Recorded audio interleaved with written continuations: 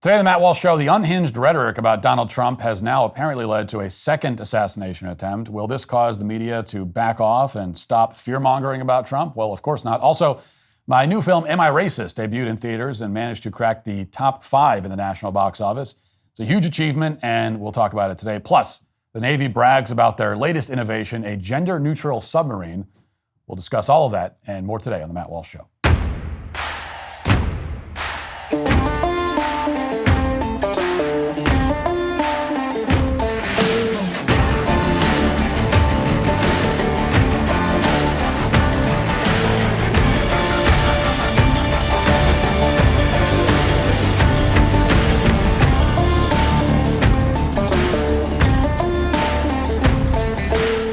Just 65 days ago, President Trump narrowly escaped death at a rally in Butler, Pennsylvania. Yesterday, his safety was again compromised at his own golf course, with the FBI now probing another attempted assassination.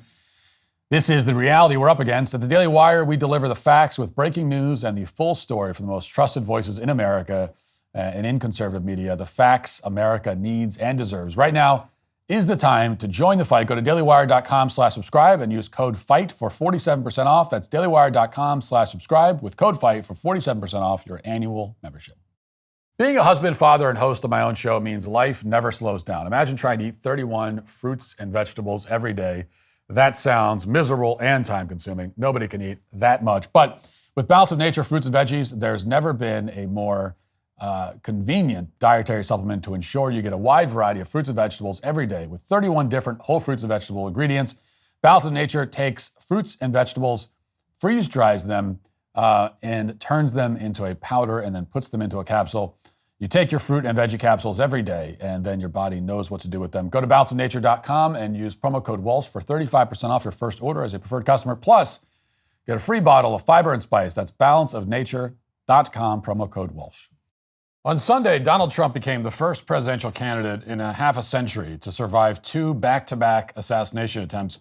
Both of these assassination attempts involved significant failures by the Secret Service, and they raised the question of whether Donald Trump, who's currently the leading candidate for President of the United States, will even survive until Election Day. That is the current state of American democracy, thanks to the self-described protectors of democracy. And we know why this is happening. Donald Trump, more so than any other candidate since Nixon, is openly antagonistic to the most entrenched interests in Washington, and particularly the Pentagon and the intelligence agencies. And he's difficult to control because of that. Trump is not an easily replaceable actor like Kamala Harris, who's only capable of reciting canned sound bites. Whether you like Trump or not, everybody knows that's true about him. And now that lawfare has failed, his enemies believe that they're out of options. Assassinating Trump would change the trajectory of this country forever. Assassinating any other politician would, frankly, probably not. And this is why, for the better part of a decade, the left has attempted to establish a pretext for Trump's assassination. They labeled Trump a traitor to this country. They said that he was a double agent working for Putin. They branded Trump as the gravest threat to democracy since the Civil War. They repeatedly claimed that Trump called neo-Nazis very fine people, even when he said the opposite. Even after the assassination attempt in Pennsylvania 2 months ago, nothing about Democrats' plans and their approach to Trump has changed. Tim Walz again labeled Trump a fascist and a threat to democracy, saying that he will put people's lives in danger if he returns to the White House. From the debate stage, Kamala Harris again invoked Charlottesville and repeated the very fine people hoax. She said that Trump vowed to be a dictator. She told Americans that Trump had promised a bloodbath if he lost the election, when he was actually talking about the auto industry suffering a bloodbath in terms of job losses. So that's how flagrant the propaganda has become. But if you're unhinged and uninformed, say if you're the kind of person who might try to murder a political candidate, then these kinds of lies really resonate with you. And that's why Democrats repeat them over and over. They're hoping somebody will take their lies seriously and act on them. And that appears to be what happened yesterday. The shooter at Trump's golf course has been identified as Ryan Ruth. He's made nearly 24 donations to Democrats. He was also reportedly arrested for possessing a weapon of mass destruction, referring to a fully automatic machine gun, back in 2002. So he was on law enforcement's radar, to put it mildly. And on social media this April, an account with Ruth's name posted this message to Joe Biden, quote, Your campaign should be called something like KADAF, Keep America Democratic and Free. Trump's should be MASA, Make Americans Slaves Again, Master. Democracy is on the ballot and we cannot lose. We cannot afford to fail. The world is counting on us to show the way. So a lot of that is just almost incoherent and crazy. But even in that crazy ranting, you notice that he wrote, democracy is on the ballot, which is a line that, you may have heard before. So the gunman is reciting the exact talking points that Democrats have repeatedly, endlessly gone on about for the past several years. In particular, the shooter also bought completely into the Democrats' narrative on Ukraine to the point that he recorded this interview with Newsmax. Watch. Please tell me who you are and why are you here? 56 from the U.S., from North Carolina originally, so I live in Hawaii now, so flew all the way from Hawaii here. So the question as far as why I'm here, to me, a lot of the other conflicts are gray, but this conflict is definitely black and white. This is about good versus evil. This is a storybook, any movie we've ever watched, this is definitely evil against good. I mean, we're battling a situation here where, the Ukrainians and the rest of the world are caring and kind and generous and unselfish and take care of one another. And it's just a matter of, we need to stand up for that. That is the most important thing in the world, is just to show human beings that we're kind and we're caring and that we take care of one another and that the world is united so that we feed each other and make sure that, we all move forward as one collective whole unit. So, by the way, that's Newsweek, not Newsmax. It's all about being caring and kind, he says, and taking care of one another. This, according to the man who would allegedly go on to attempt an assassination. This is the level of cognitive dissonance that now defines many on the left. These are the same people with love is love lawn signs who will try to get you fired if you disagree with them. But the more important thing is that, again, the alleged gunman is parroting exactly what Democrats are saying. He's saying that Ukraine is completely good and Russia is completely evil because that's what Democrats have been saying ever since Russiagate. There's no room for any kind of nuance. The official Democrat Party line is that we have to fight Russia overseas using Ukraine as a proxy, or else we'll have to fight Russia on the streets in this country as if they're going to invade the United States. Adam Schiff literally said that during the first impeachment trial. I mean, it's insane rhetoric, the idea that Russia is going to invade the United States, we'll have to fight them. But inevitably, the thing with insane rhetoric is that someone's going to take it seriously. And that appears to be what Ryan Ruth did. 2 years ago, the Semaphore reported that Ryan Ruth said, quote, "I've had partners meeting with Ukraine's Ministry of Defense every week concerning assistance to Ukraine's war effort." And then 1 year ago, the New York Times reported that the same man had traveled to Ukraine several times and was even working on illegal plans to recruit Taliban fighters to move to Ukraine. He also said that online that he was willing to fight and die for Ukraine. This is someone who clearly believed all of the propaganda the Democrats used in order to secure that first impeachment. And it's worth mentioning at this point that we've already learned a lot more information about Ryan Ruth than we ever learned about Thomas Crooks, who tried to murder Donald Trump in Butler. The Secret Service held a press conference just a few hours after this incident yesterday, answering a bunch of questions, but they ducked the first press conference the night of the Butler shooting. At the same time, they're even though they're saying a lot more about it, there's still a lot of unanswered questions here. Last night, Facebook apparently deleted Ruth's account, for instance. What was on that account exactly? And what, if any, communications did Ruth have with anyone in Ukraine beyond what's already been reported? Those are questions we need answers to. At the same time, it's important to understand that Ryan Ruth himself probably isn't the biggest part of this story, just like Thomas Crooks wasn't the biggest part of the first assassination attempt. We are not witnessing one or two lone gunmen who just snapped, which is what we saw with the attempted assassinations of Gerald Ford and Ronald Reagan, for example. We're not even seeing anything similar to the assassination of John F. Kennedy, which raised a lot of questions about the potential involvement of the U.S. government. When Kennedy was murdered, the media and the security state at least pretended to be upset by it. But with Donald Trump, the opposite is happening. In fact, the media didn't even bother to act like they were upset by the day's events. Instead, the corporate press immediately suggested that Donald Trump bore responsibility for his own attempted murder. Again, here's MSNBC on that point. Do you expect there to be calls from within the Trump campaign to do that? Because he's going to reach out to his supporters and say, let's take this down. We do not know, again, the source of any gunshot or gunshots. We don't know who's responsible for this. The whole thing has yet to be 100% confirmed from start to finish how this all played out. But do you expect to hear anything from the Trump campaign about toning down the rhetoric, toning down the violence, or would that be atypical of the former president? Well, Alex, remember back to the assassination attempt on President Trump's life and how, there was talk of a new tone, and then the Republican convention was, by Trumpian standards, muted. And it did seem like he was, just trying to take it down a few notches. But then by the end of his convention speech, we were kind of back to where we started. So I don't know how long this could, this moment of unity for the country where we come together and we say, I don't want any political opposition to be under threat of violence. It's not okay, any threat of violence, we don't want. I would love for us to have a unity type moment, but I think it's probably going to be pretty fleeting, as we've seen in the past. So there were similar clips after the Butler shooting, and there's no accident here. These people are every bit as ghoulish as they appear, saying Donald Trump needs to tone down his rhetoric after his own assassination attempt. I mean, it's like blaming a rape victim for wearing a short skirt. This is like classic victim blaming that you hear about from the left a lot, and now they are engaging in it, of course. How about MSNBC?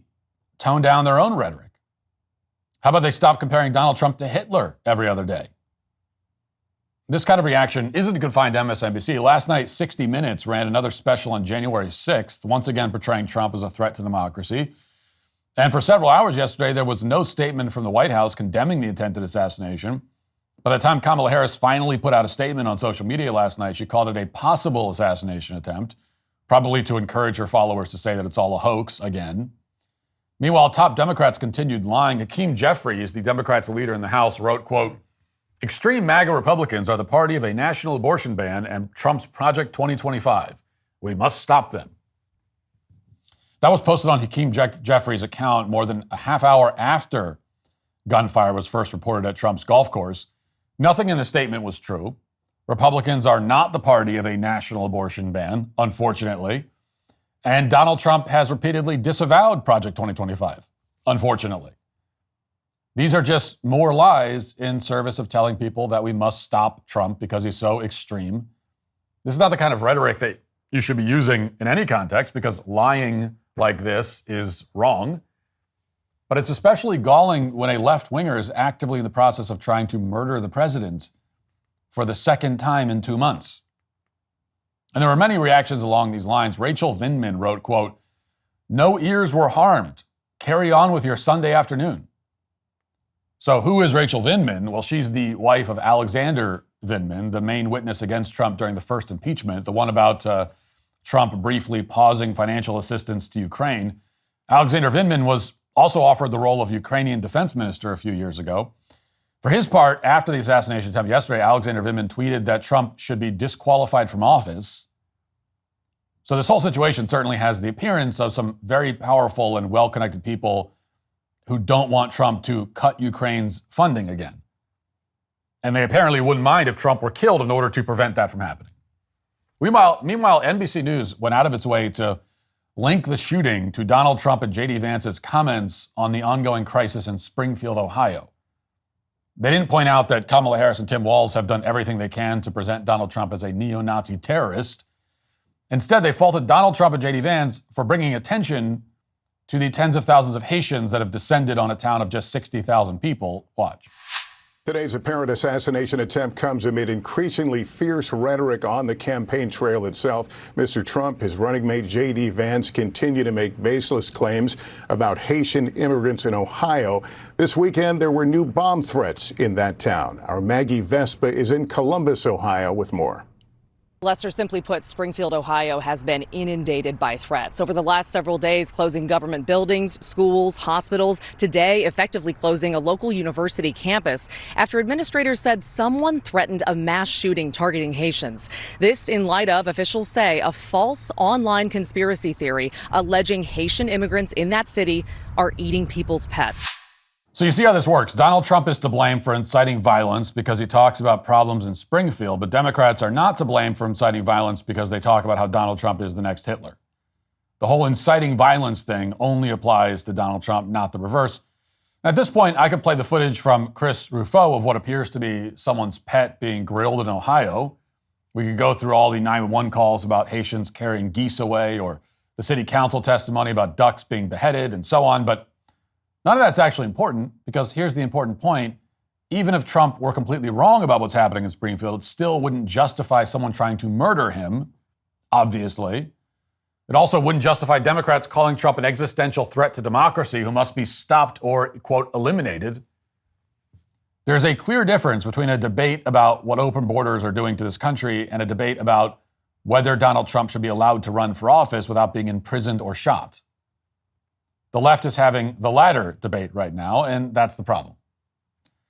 Actually, to be more precise, it's not just the left. Neocons, who are now indistinguishable from the left, are joining in that debate too. Here's Bill Kristol, for example. He wrote this several hours after it was confirmed that the shooting of the golf course was an attempted assassination. He wrote, quote, "Walz should consider canceling the debate with Vance. Vance would use his time on a national stage to slander minorities, further poison the national discourse, and incite potential violence with lies. Walz could rebut Vance's falsehoods, but why risk the further incitement?" Now, there are thousands of posts like this from prominent Democrats and random people. They're all over the internet. People are blaming Donald Trump for being shot at. It's so pervasive that you have to wonder what's coming next. At the press conference yesterday, the local sheriff made several comments that raise serious concerns about the Secret Service's willingness and ability to protect Donald Trump. Here's one of them. In the bushes where this guy was is a AK-47 style rifle with a scope, 2 backpacks which were hung on the fence that had ceramic tile in them, and a GoPro, which he was going to take pictures of. So those are being processed right now. The Secret Service agent that was on the course did a fantastic job. What they do is they have an agent that jumps one hole ahead of time to where the president was at. And he was able to spot this rifle barrel sticking out of the fence and immediately engage that individual, at which time the individual took off. In other words, there was no secure perimeter here. There was no checkpoint that the shooter had to pass through. He could just walk up to the tree line with a rifle and set up a sniper's nest. And if that one agent had noticed the rifle barrel, then he would have been able to shoot Donald Trump. That's how poorly Donald Trump is being protected by the Secret Service 2 months after somebody tried to murder him on live television. And it's not because it's impossible to secure the golf course. The sheriff went on to admit that if Donald Trump were the sitting president, the whole golf course would have been secured. Nobody with a rifle would have been allowed anywhere near Donald Trump, much less within 500 yards of him. Watch. How was this able to happen, and for future reference, is there any security of the golf course? Well, you got to understand the golf course is surrounded by shrubbery. So when somebody gets into the shrubbery, they're pretty much out of sight. All right. And at this level that he is at right now, he's not the sitting president. If he was, we would have had this entire golf course around it. But because he's not, the security is limited to the areas that the Secret Service deems possible. So I would imagine that the next time he comes to the golf course, there'll probably be a little bit more people around the perimeter. But the Secret Service did exactly what they should have done. They provided exactly what the protection should have been, and their agent did a fantastic job. So this is the kind of protection that Donald Trump is receiving 2 months after the attempted assassination in Butler. Because he's not the president, the Secret Service are allowing armed men with rifles to roam around in the trees by his golf course. They just don't have the resources to set up a perimeter, supposedly. There's just no way the Secret Service has the budget to seal off the entire course. Everybody in the entire country knows that Joe Biden is in far less danger right now than Donald Trump. But he's the president, Donald Trump isn't. Therefore, people basically get to take pot shots at Donald Trump from now until the election. That's effectively what the sheriff is saying. There are signs that at least there will be an actual investigation into this attempted assassination. Last night, Ron DeSantis wrote, quote, "The state of Florida will be conducting its own investigation regarding the attempted assassination at Trump International Golf Club. The people deserve the truth about the would-be assassin and how he was able to get within 500 yards of the former president and current GOP nominee." Now, based on how the Biden administration stonewalled after the Butler shooting, having Florida do its own investigation is obviously a necessary step. It shouldn't be necessary, but it is. We have a federal government that's actively trying to cover up the attempted murder of Donald Trump based on the testimony of the Secret Service director a month ago. And they're clearly not doing their best to protect Trump now. In particular, any connections between this shooter and Ukraine need to be thoroughly investigated. We need to know how the shooter learned about Trump's location on the golf course, especially because it wasn't published on any schedule. It wasn't publicly known that he'd be on the golf course. And the Secret Service needs to explain why Donald Trump isn't receiving anywhere near the level of protection that he should be receiving. In the meantime, what's necessary is for everyone in the corporate press and the Democrat Party who has pushed all of these lies about the end of democracy and so on to apologize profusely for the damage they've done to this country. Then they should resign and never hold another job in the media or the government ever again. Yesterday on CNN, the network that, pushed so many Russiagate lies to begin with, there was one analyst who suggested that maybe some accountability might be in order. Watch. Aaron, it's unprecedented in a civilized society. And I think we're becoming more and more uncivilized, sadly, with the political diatribes that are going on and the political indictments of either candidate. And sadly, the finger pointing at Trump has led to, the line about the bloodbath, talking about the auto industry being used as if he's going to create a bloody coup if he loses. That kind of verbiage is something you use in a third world country when you're talking about a dictator. And that sadly has led to, I think, these attempts on Trump's life. And I don't think it's going to end. And I think we just have to realize, look, we're political opponents. You and I might not agree on 50% of what we care about politically. It doesn't matter. It doesn't mean we can't be friends, neighbors, relatives, and have a regular dialogue every day. And we have to get back to that. Talk about our differences, but not in a way that makes us feel like you're the enemy and I'm all good. A lot of truth to what he said. The problem is that there are no indications that this kind of calming down will actually happen. It didn't happen after Butler, and it's not going to happen now. From the rhetoric that Democrats and the media are using, it's now abundantly clear that a lot of very powerful people want Donald Trump dead. They're not really even trying to hide it. It's also clear that the Secret Service isn't capable of preventing that outcome. As a result, the next 2 months will be unlike any other in American history. Trump supporters don't simply have to hope that their candidate wins the election. They also have to hope that Kamala Harris supporters won't kill their candidates. That's what they tried to do in Butler 2 months ago. It's what they tried to do on Sunday. And thanks to the self-appointed defenders of democracy in the corporate press and the leadership of the Democrat Party, it's all but assured that before long, they will try again. Now let's get to our 5 headlines.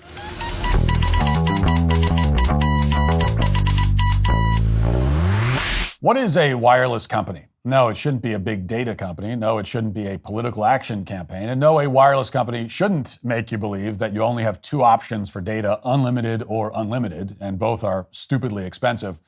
A wireless company, pure and simple, should connect you to the people and things you love. A wireless company should give you lightning-fast 5G coverage at a lower cost than you're paying today. And a wireless company should have an excellent customer service team based right here in America who can help making switching easy. Essentially, all wireless companies should be like Pure Talk, but unfortunately, they're not. So you should switch now. And if you do at puretalk.com/Walsh, you can also get 1 free year of Daily Wire Plus, where you can stream What is a Woman for free and watch me debunk yet another myth. Support Pure Talk, a wireless company who wants to be a wireless company and nothing more. And here's the kicker. They also support the same values that you do. And remember, It takes courage to stand for your values and takes even more to stand against those who try to silence you. puretalk.com/Walsh. That's puretalk.com/Walsh. Okay, first headline today. Our new film, Am I Racist?, finished its first weekend at the box office, and it was a huge success. We were top 5 in the box office among all films currently in theaters. And in fact, we beat a widely released mainstream Hollywood film that also released this weekend called Killer's Game, I believe. And that film was in about 1,000 more theaters than we were, and I mean, certainly had a much larger marketing budget and all that kind of stuff. So we finished the weekend with about $4.5 million. And by the way, our production budget on the film was $3 million. So surpassed our production budget in 3 days. Not too shabby, I have to say. And probably what I'm most proud of is that we were also in the top 5 for opening weekend box office for any film in our genre in the past decade. And we're also the top grossing documentary of this year. So it's all amazing. I'm humbled by it, grateful for it. Grateful to everybody who came out and supported the film. If you didn't come out and support it, then you're dead to me. Unless you support it this weekend, then I can forgive you. And this has also given me an appreciation that I never had before, an understanding of how enormously difficult it is to compete in the film industry. And to begin with, it's really hard to make a movie. I mean, even making a bad movie is hard. I don't know that from experience. My 2 movies are good, but I do know that just making a movie in general is just a hard thing to do. Making a good movie is even harder. Getting a movie into theaters is a Herculean task, we discovered. Getting a wide release once you're in theaters, even more so. And then having any kind of success in theaters, making it to the top 5, even the top 10 is like almost impossible. It doesn't seem impossible from the outside because movies are in the top 10 every week, of course. But the vast majority of films that are made every year never appear in the top 5 in the box office. Vast majority aren't there at all, aren't even in theaters. So, and in our situation, we were blessed to have 1,500 screens on opening weekend, which is great for a documentary. But every other film, I believe, in the top 10 had more screens than us. The films in front of us had like double or triple the number of screens. Many of the films that finished behind us had, hundreds more screens than we did, even 1,000 more screens. Then there's the marketing budget. You have to market your movie, of course. You have to get people. And marketing a movie means really like marketing anything else. It's like you can't just tell people about it. You've probably noticed that with how often we've talked about this film, is because you can't just tell people about it once. You have to like drill it into their heads until they can recall it on their own, right? You want people just like unprompted. And with a movie, you want to get the public to the point where if you were to go up to them and say, "Hey, what movies are coming out this weekend?" They'll name your movie. It'll be the first thing they name. And mainstream Hollywood films, of course, they have, this is the task for them, and they've got like $80 million, $100 million to spend on marketing so that even if you don't want to know that their movie's coming out this weekend, you'll know it. We had a tiny fraction of that, I can tell you. And so much smaller budget, many fewer screens. That's the obstacle that you have to get over. And this is not me, certainly not complaining at all, quite the opposite. I'm trying to express gratitude and awe because, you just don't know. You don't know how big the mountain is until you start climbing it very often. And sometimes you start climbing it and then you look and you're like, holy crap, what did I get myself into? But you got to press on ahead. And in this case, it has gone better than my wildest imagination to this point.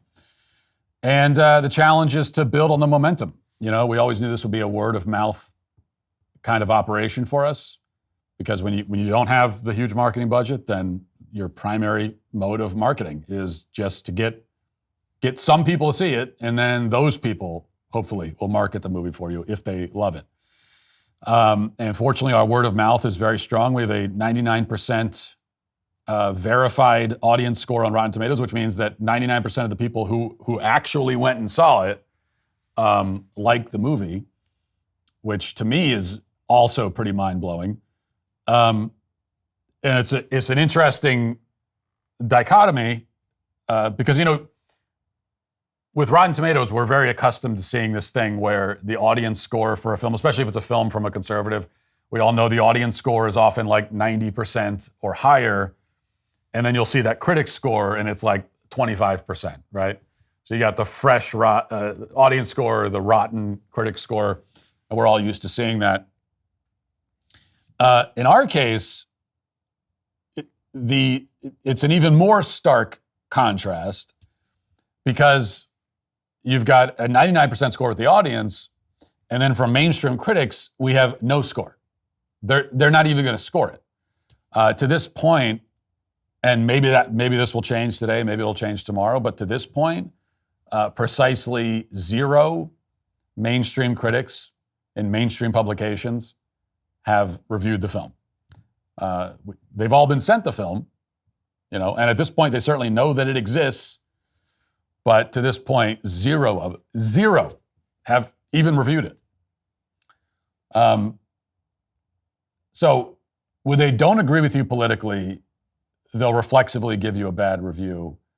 What we're discovering is if they really, really don't agree with you, if they really hate you, then they'll just refuse to acknowledge that your movie exists at all. And of course, I'm biased because it's my movie and I like the movie, but I think one of the problems that the mainstream critics are having, and one of the reasons why they're at this point not reviewing it, is that they know that if they review it, they're going to have to at least give us some credit. Like they're not going to be able to come out and say that it's just a terrible movie. I'm sure they'll give it a bad review ultimately, right? But they'll give it bad enough that it can qualify as rotten on the Rotten Tomatoes score. But they'll have to admit that, they'll have to give it to give any kind of honest review.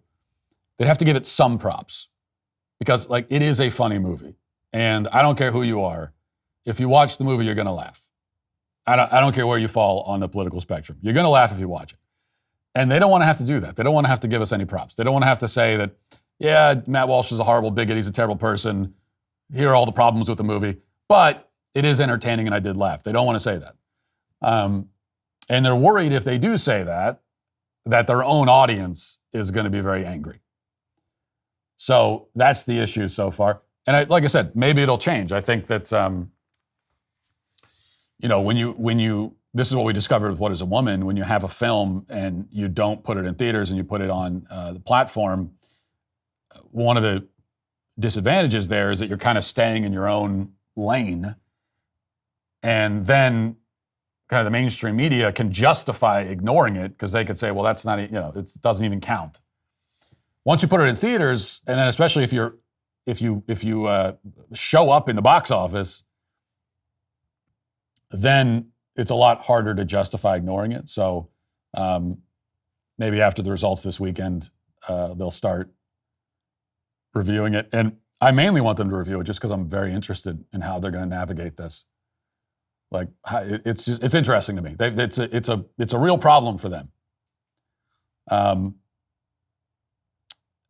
It'd be much less of a problem if our attempts at comedy in the film were just lame and unfunny and it didn't work. Then I think we'd already have 60 reviews because they'd be very eager to come out and say, "Oh yeah, we watched that. It was terrible." They're not going to be able to say that, so we'll see. We'll see what they do. But that's why, again, we appreciate your support on the film. Deeply appreciate it. And if you haven't watched it yet, then please go to the theater this week or this weekend. If you did watch it and you liked it, then tell your friends, post it on social media. This is how we're going to keep the engine chugging along in the box office here. All right. Tim Walz spoke at a rally in Wisconsin over the weekend, and his wife showed up and treated us to the most, probably the cringiest moment of the campaign so far came from Tim Walz's wife. Let's watch that. But I kind of liked it when she did this. Turn the page. You like that? Okay, so I need you to be with me and practice with me. What are we going to do? We're going to turn the page. Oh, pretty good. Do it again. We're going to turn the page. And we're going to turn the page. All right, so I'm going to be watching you because when I see Wisconsin, and I'm watching nationally on TV because this is a pretty important place, and Minnesota helped you practice with this. You just show me this. Turn the page, right? Turn the page. And you know what else that looks like? Bye-bye. Bye-bye, Donald Trump. We are turning the page. 52 days and we are turning the page. 52 days and it is bye-bye, Donald Trump. So this is obviously painfully cringe. I can barely watch it. And I can barely watch it, and I just released a cringe comedy with some of the cringiest scenes that you'll see in anything all year. And I was in the room for those cringes. I was causing them in some cases. So I have a very high capacity for cringe, I will say, but that was too much even for me. And there's something else too. You notice how she's talking to the audience like they're a bunch of first graders. She comes off like a first grade teacher talking to her, 6-year-old students. Or maybe like some kind of a children's TV show host, like the newest member of the Wiggles or something. And this is the same thing that Kamala Harris does. This is a very common thing on the left, especially leftist women, where they have this tone and this cadence when they're talking to an audience of adults. And it's not endearing, it's not heartwarming or whatever it's supposed to be. It's patronizing, it's infantilizing. It's insulting to our intelligence, which makes sense because they don't think that their audience is intelligent. They really do consider their voters to be stupid, infantile children. And, and some voters are stupid, infantile children, and that's why they vote for somebody like Kamala Harris. And I guess they recognize that, which is why they talk to the audience that way. There was another moment that this one is from Tim Walz when it was his turn to speak. And he had some interesting ideas about how to make conversation with strangers. Let's watch that. This thing's going to be a battle for the next 52 days. It's going to be in rooms, just like this. It's going to be one door-to-door, call-to-call, $5 donation, trying to have that hard conversation in the produce aisle with the person you saw there at the grocery store and ask, have you voted yet? Yeah, that's the ticket. Go up to a stranger in the produce section and have a hard conversation about who they're voting for. Look, I'll tell you this. I'm not looking to have any conversation with anybody about anything in the produce section. Least of all do I want to have a hard conversation. Like, I've never been in the produce aisle looking for a ripe avocado and thought to myself, you know what I could really use right now? A difficult dialogue with someone. I get a hard conversation. That's what I'm looking for to go along with my avocado. I've never thought that. Nobody has. So I have different advice, which is leave strangers alone at the grocery store. Okay? I mean, they're surrounded by this political stuff all day long. Just leave them alone. All right, NBC News has this headline: First Coed submarine joins Navy fleet. The U.S. Navy made history on Saturday by commissioning its first ever Coed submarine, the USS New Jersey, making a new era of inclusivity beneath the ocean's surface. Inclusivity beneath the ocean's surface. I don't know why that's funny to me. USS New Jersey is now commissioned and ready for service. The Navy proudly announced in a post on X. The Navy's latest Virginia-class submarine joins the fleet. USS New Jersey is the first fully integrated submarine built for both male and female sailors in the 100-year history of submarines. It's a testament to the strength that diversity brings to our Navy, according to the Navy. Men and women will operate the sub side by side for the first time, united in purpose, skill, and determination. In fact, there was a video that the Navy put out about this submarine, a little promotional video. Let's watch some of that. As the USS New Jersey sets sail, it marks a historic milestone, not just for its cutting-edge capabilities, but for what it represents. New Jersey is representative of the future of the submarine force, and integrating this boat is a long time coming. The first fully integrated submarine built for both male and female sailors, a testament to the strength that diversity brings to our Navy. Side by side, men and women will operate this vessel, united in purpose, skill, and determination. This is really the first time that the Navy is truly planning for the future regarding manning and taking advantage of the entire population for finding those rare humans that can be and should be submariners. The USS New Jersey isn't just a powerhouse beneath the waves. It's a symbol of progress, breaking barriers as it protects our shores. The 100-year history of submarines, it is an honor that we are the first to have this slice of that particular narrative. The future of naval warfare starts here, and it's more inclusive, stronger, and more capable than ever. Okay, so needless to say, well, it should be needless to say, there is zero advantage to having a Coed submarine. Just zero. There's not one problem that this solves. There's not one advantage that this allows us to exploit. It doesn't solve any problems, right? I mean, there is no problem that you would have on a submarine when you've got just men operating it, where you would say, you know what would fix this? Having some women here.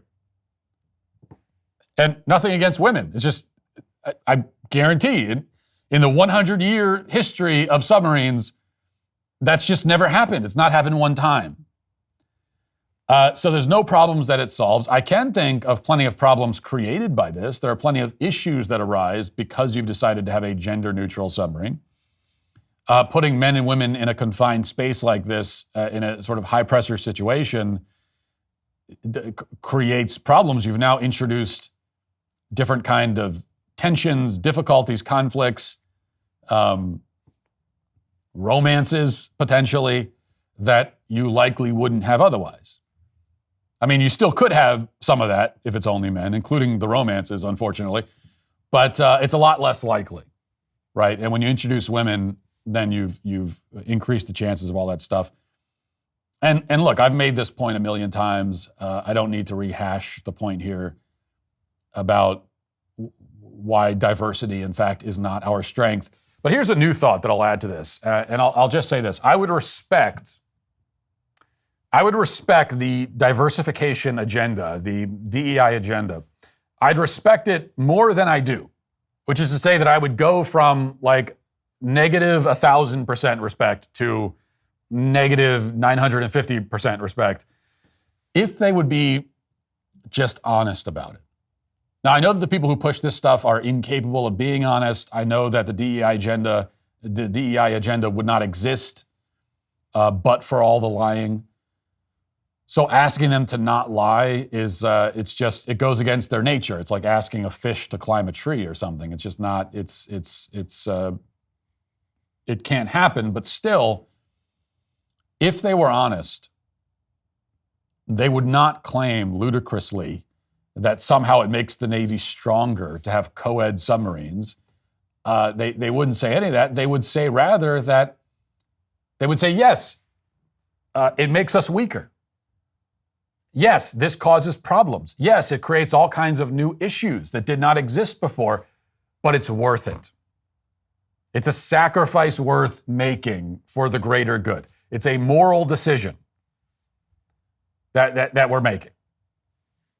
Now, that would still be wrong, obviously. It would still be insane. It is not a good moral decision. It's immoral. It's not a sacrifice worth making. But my point is that this is their actual argument.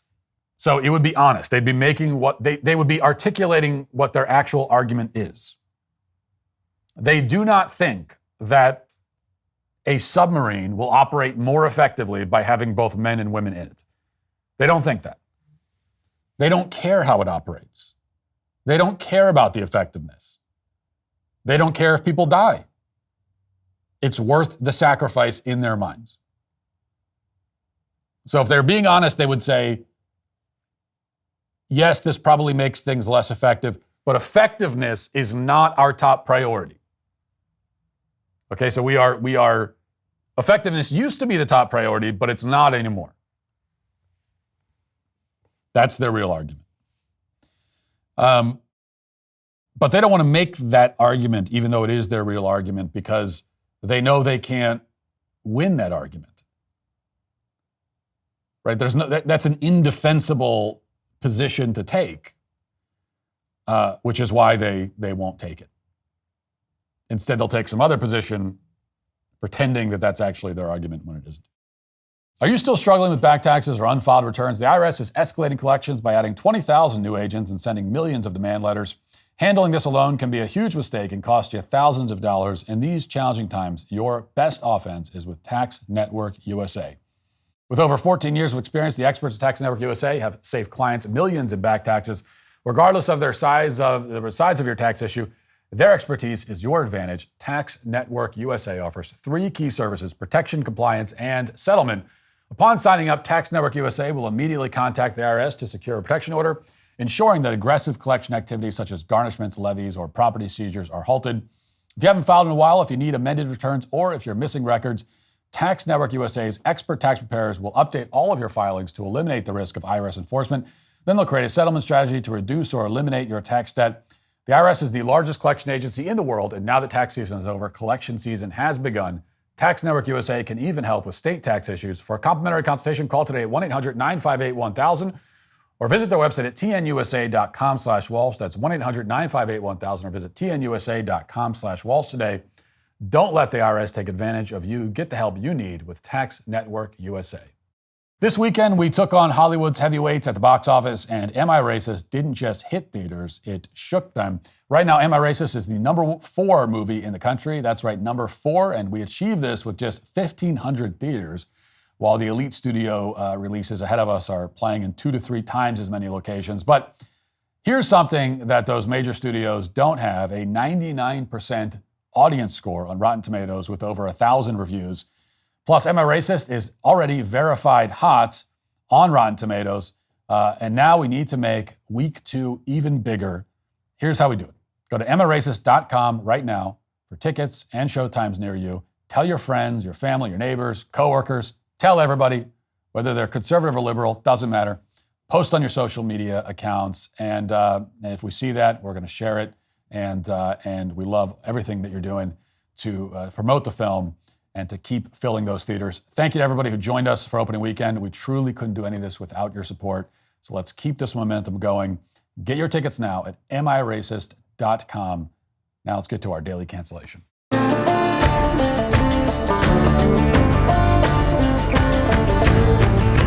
After a period of mass hysteria like the one we all endured in 2020, nobody really wants to go back and revisit exactly what happened. The people who promoted the hysteria don't want to remind people of how ridiculous everything became. And those who endured the hysteria don't want to be reminded of it either. They're just grateful that it's over, sort of over. So everyone just wants to collectively move on and memory hole the whole thing, which is actually what we've done with pretty much everything that happened in 2020. But every now and then, it can be a good idea to look back at articles and videos from periods of mass insanity. For one thing, it can be kind of entertaining, and it can also be a reminder of how counterproductive and self-defeating all of the hysteria really is. It's also a way to it's a look at human psychology that's quite instructive. A lot of lessons that can be learned from it. We're all familiar with how the defund the police movement has backfired spectacularly to the point that even BLM activists are now clamoring for more police officers. But there are many more examples. Here, for example, is a news clip from 4 years ago when the Washington Redskins decided to change their name because George Floyd ingested a lethal amount of fentanyl halfway across the country. It was never really explained how the Washington Redskins were related in any way to George Floyd's situation, but the news media went with that angle anyway. Watch. Washington team ownership announced Monday they will be retiring their name and logo. The logo isn't a mascot, though. It's based off a real man, Chief Two Guns Whitecalf of the Blackfeet tribe. He was a very prominent person. As what he led to the Blackfeet was integrity. He was a man of integrity. The team had used the logo since the 1970s. The logo had previously been an R until Walter Blackie Wetzel, former chairman of the Blackfoot tribe and president of the National Congress of American Indians, persuaded the team to change it. The team maintained a relationship with the Wetzel family and the Blackfeet Nation over the years, and members of the tribe have performed traditional music and blessings at the team's stadium several times. The name and logo change comes after a letter signed by 87 investors and shareholders with a total worth of $620 billion was sent to the sponsors Nike, Pepsi, and FedEx, requesting them to stop doing business with the team until the name was changed. The National Congress of American Indians praised the name change and said the previous name disrespected, demeaned, and stereotyped all Native people. Murray said he can't speak for every member of the more than 540 tribes in the U.S., but personally can see how the name and the actions of some of the fans can be seen as unrespectful and degrading. They would paint their faces and act out, different, put on feathers and whatever. And I think that's what really turned a lot of people off. Yes, people would paint their faces and act out during sporting events. These were unspeakable horrors that really turned a lot of people off back in 2020. When you go to a sporting event, you're supposed to sit in silence and stare ahead like you're at a funeral or something. Maybe politely clap your hands if your team scores a touchdown, but even that is frankly pushing it. So to recap, a few decades ago, the head of the National Congress of American Indians persuaded the Redskins to put the Blackfeet chief, a guy named John Two Guns Whitecalf, on the helmet, and the team complied. They changed the logo from an R to an image of the chief. And they held a bunch of regular on-field events featuring the Indians as a way to introduce their culture to people living in the Washington, D.C. area. Everything was going fine. No one had any complaints. In fact, in 2016, a Washington Post poll found that the overwhelming majority of quote-unquote Native Americans didn't care about the Redskins name. Quoting from the Post in 2016, 9 in 10 Native Americans say that they are not offended by the Washington Redskins name, according to a new Washington Post poll that shows how few ordinary Indians have been persuaded by a national movement to change the football team's moniker.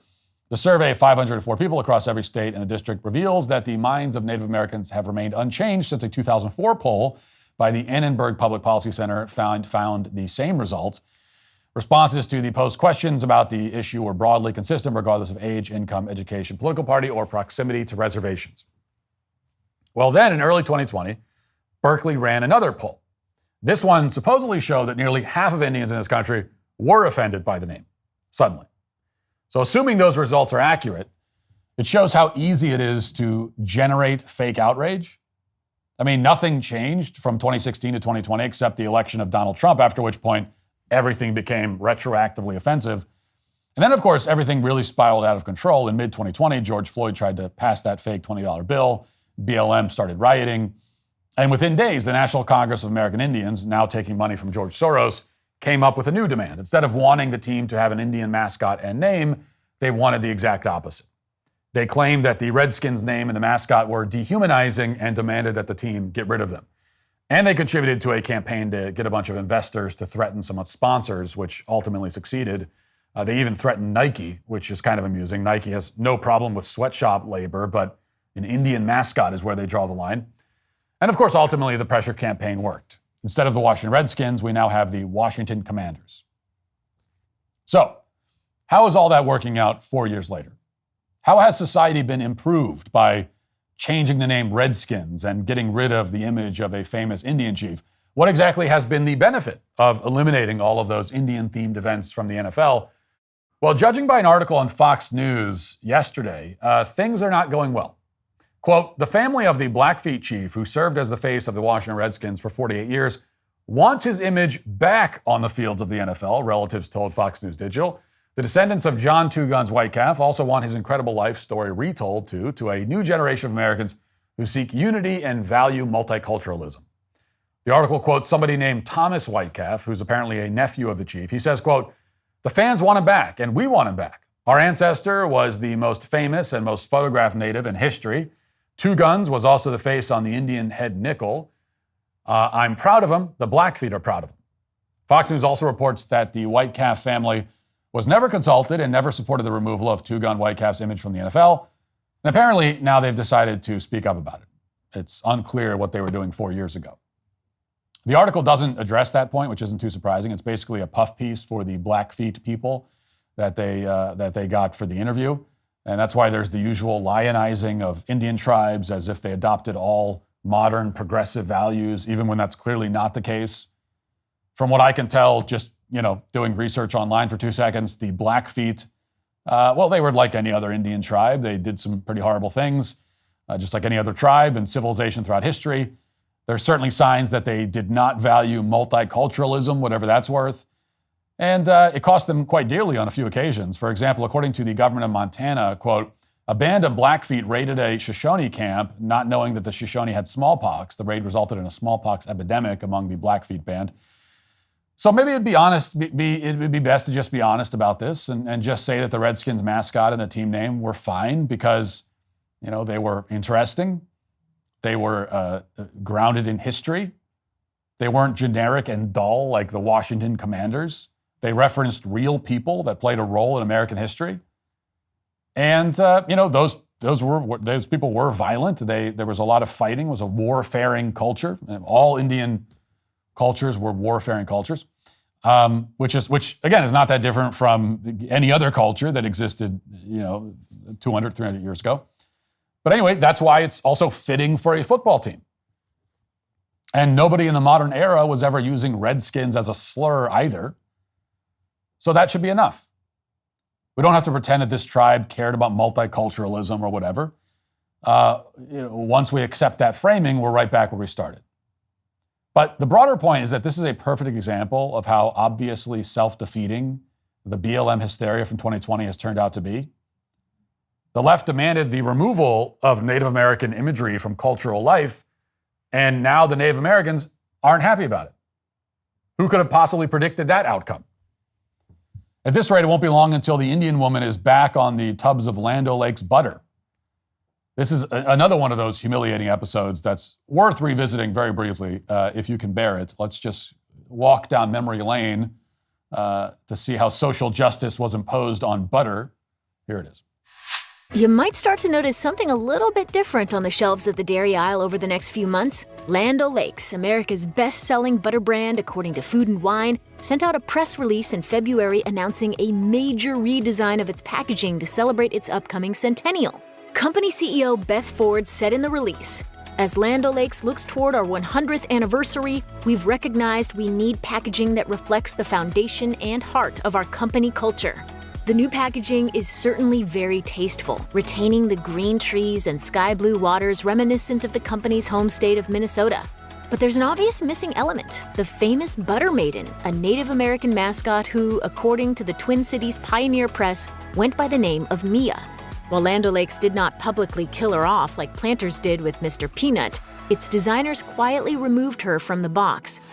So, to celebrate their company values, they quite literally erased the Indian woman, and then they kept her land, and that didn't strike anyone at Land O'Lakes as strange at the time. And there was the Aunt Jemima episode as well. So our moral superiors in corporate America told us that everything about this country is racist, even our syrup, and we had to go about correcting it. These same people would probably rather we never talk about any of this insanity again. It's very embarrassing for them. But it's important to do it because otherwise we'll fall into the same trap again. And one of the reasons that Am I Racist has been successful is that a lot of people on all sides of the political spectrum are aware of how ludicrous all of this is. They can watch an hour-and-a-half long film that mocks many of the absurdities that arose out of the moral panic of 2020, and they can laugh at it. And nothing upsets the moral scold who tried to divide and destroy this country 4 years ago more than that, more than mockery and laughter. And that is why the investors and activists who canceled the Washington Redskins back in 2020 are today themselves canceled. That'll do it for the show today. Thanks for watching. Thanks for listening. Talk to you tomorrow. Have a great day. Godspeed.